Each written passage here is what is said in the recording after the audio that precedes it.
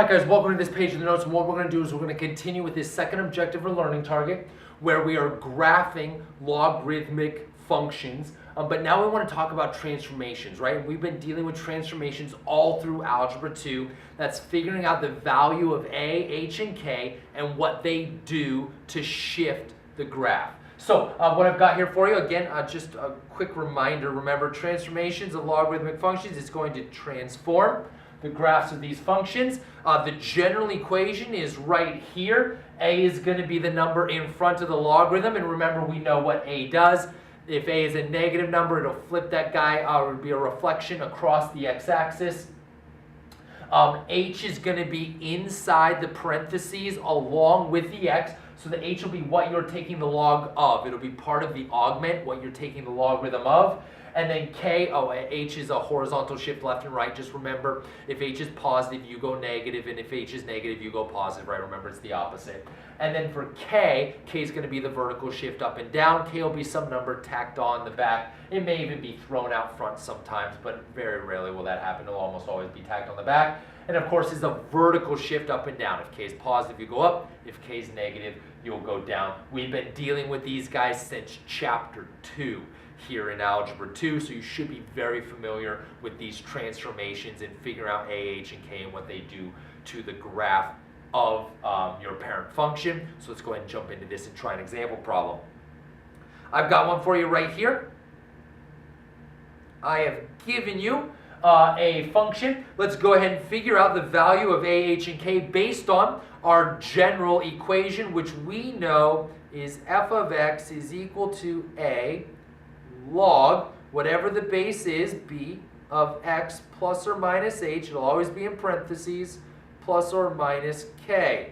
All right, so let's go through here and see if we can figure out what we've got. In order to have an a, I'll have to have some number in front of the log, and I do. It's a 3. So I know that my a is equal to 3. And remember what that does. Because a is positive, that means that my log will not be reflected across the x-axis. So I don't have to worry about that, but the 3 will be a vertical stretch. All right, will be a vertical stretch. If I have an h, it'll be inside parentheses here with the x, but I don't have parentheses, so that means I don't have an h. In this case, h is going to be equal to 0. There is no horizontal translation. And if I have a k, it'll be some number tacked on the end. And in this case, I do. K is going to be equal to a plus 1. Which means the whole thing will be shifted up 1 unit. All right, again, what we're going to do is we'll go ahead and set up our table, figure out you got to have at least 3 points, and those 3 points will be based on what the base of my exponential or my logarithmic function is. So here we go. We're going to graph f of x, x and y. All right, here we go. Since my base is a 10, that means the first point I want to plug in is 1/10. So I'm going to plug in 1/10. When I do a log base 10 of 1/10, I get a -1. -1 times 3 is going to be a -3. -3 plus 1 should be a -2. The next one I'm going to do is I will always take the logarithm of 1 because log any base of 1 is going to be 0. So the log base 10 of 1 is 0. 0 times 3 is 0, and 0 plus 1 is 1. And then finally, because my base is a 10, I'm going to want my augment to be the same as the base. I'm going to want to do a 10. Log base 10 of 10. The 10s cancel each other out, leaves me with 1. Log base 10 of 10 is 1. 1 times 3 is 3, and 3 plus 1 is 4. All right, I got myself some coordinate points that I can now plot. So let's do that. 1, 1. 10, 4. And 1/10, which is 0.1, -2. Down there. We'll go ahead. The x-axis, I apologize. The y-axis is my vertical asymptote. It's a line that my graph will approach but never cross. And so there it is, my vertical axis. I go through all 3 points, extend your line all the way through the coordinate plane and put arrows on both ends so that I know, you know that that guy just keeps going. If you wanted to, you could graph the inverse function. Remember, the easy way to do it is just to flip the domain and range values. So I could graph -2, 1/10, 1, 1, because it's the same point, you just flip it, and 4, 10. I could plot those points and graph my exponential function.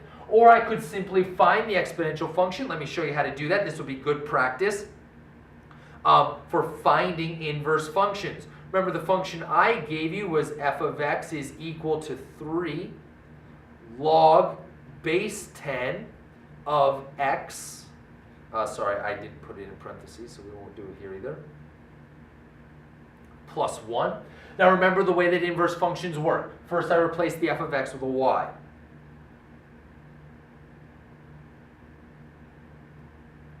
Step 2, switch the x and y value.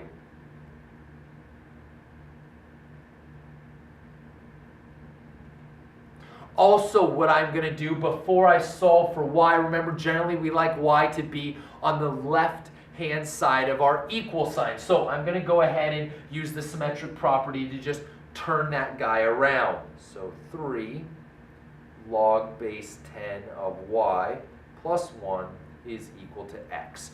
All right, now here's the way this is going to work. I got to solve for y, and here's how you do it. I need to get this y by itself, and the first thing I'm going to need to do, because I have this plus 1 tacked on the end, remember order of operations for solving is opposite order of operations for evaluating. When evaluating, you would add or subtract from left to right last. But because I'm solving, I will move addition or subtraction first, because we go opposite the order of operations when solving. So since I have addition, that'll be the first thing that needs to get moved to the other side. So I'll have 3 log base 10 of y is equal to x minus 1. Okay, then in order of operations, the second to last step is to multiply and divide from left to right. So because I'm solving, the next thing I'll get rid of is multiplication and division. I have 3 multiplied by log base 10 of y, so I'll divide both sides by 3 next. Log base 10 of y is equal to x minus 1 divided by 3. Let me rewrite that guy. Log base 10 of y is equal to 1/3 x minus 1/3.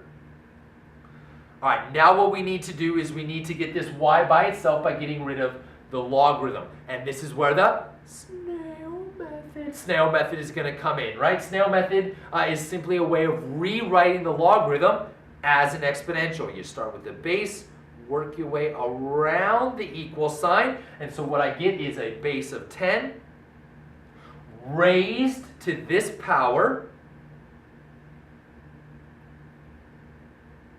is equal to y. Equal to y. Again, we like our y to be on the left-hand side, so let me just rewrite this guy real quick.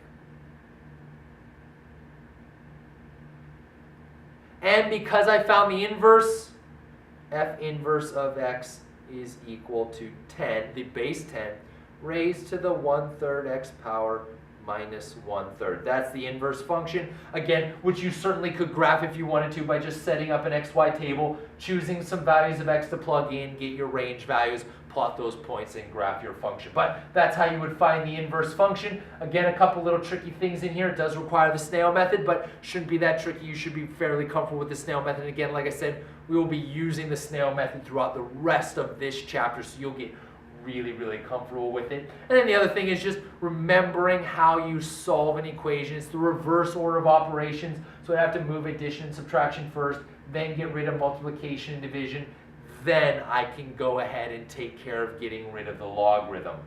All right, so anyway, what we did is we graphed a logarithmic function. There it is, logarithmic function with transformations where we find our a, h, and our k, and you can see that the whole graph has been shifted up 1 unit, right? Normally, without transformations, it would go through the point 0, 1. But the whole graph has been shifted up 1 unit. So instead of 0, 1, now it goes through the point 1, 1. Should make perfect sense based on the transformations that we have. Guys, I have one more problem for us to graph together with transformations on the next page of the notes. So head on over, and I'll meet you guys there.